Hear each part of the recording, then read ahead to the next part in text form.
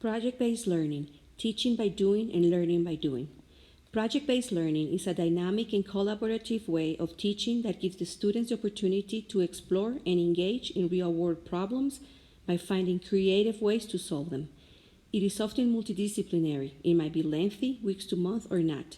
It follows steps, includes the creation of a product of performance, and most importantly, it often involves real-world, fully authentic tasks and settings.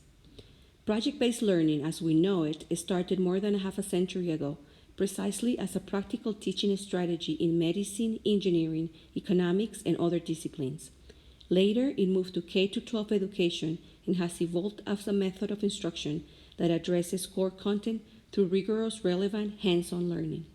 Project-based learning proposes a new way of doing things, but despite being innovative, it is not a brand new teaching approach. Project-based learning ideas around teaching have been around for centuries under different lenses, from philosophers such as Confucius and Aristotle, who were the first ones to propose the idea of learning by doing, to John Dewey in the 20th century, who changed the idea that students were passive recipients of knowledge to the idea that students need active experiences to prepare them for an ongoing learning in a fast-moving world. And of course, we can go back to Maria Montessori and Jean Piaget. Let's remember the Montessori method is entirely based on the experiences of the learning environment, and Piaget was the founder of the highly used constructivist method, in which education is about reflecting on experiences that are based on questioning, investigating, and interaction with others. In other words, teaching by doing has been constantly suggested as the ideal way to do things. Why, after having so many thinkers propose this idea, has it not led to a great revolution in education? What has happened along the way? Despite the arrival of the digital era and the creation of the 21st century skills, why are we still stuck on direct instruction? Why are we not doing more project-based learning in our classrooms? A great number of schools turn their focus on numbers, scores, college admission rates, and ways to strive for excellence. Does this sound familiar to you? The thing is that all these scores and numbers are not a reflection of the high level of knowledge workers are demanded of in today's world. Educators are trapped in between numbers and the needs of the real world. Should we continue producing numbers, or should we shift to the new framework? What is project-based learning, and how can we use it to support teaching the 21st century skills? The following images show some examples of project-based learning activities. Project-based learning, it is built upon learning activities and real tasks that bring challenges for students to solve. The activities that take place during project-based learning reflect the types of learning and work people do in the real world. It usually culminates in a product that students create or do to showcase their learning to a public audience.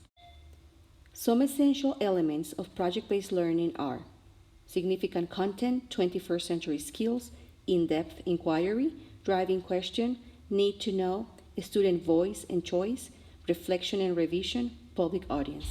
In project-based learning, students learn and use elements of the curriculum, but also apply what they know to solve authentic problems and produce results that matter to them and, most importantly, to the world. It is sustained in inquiry and authenticity, requires critical thinking, problem-solving, collaboration, and communication. Project-based learning has experienced a resurgence, and now it has more relevance than never before. The following are some tips and learning lessons if you are considering project-based learning in your classroom. 1. Flexibility is key to planning and implementing. 2. Students need freedom to explore and make decisions. 3. Seek feedback from students throughout the process. 4. Remember everyone learns from each other. 5.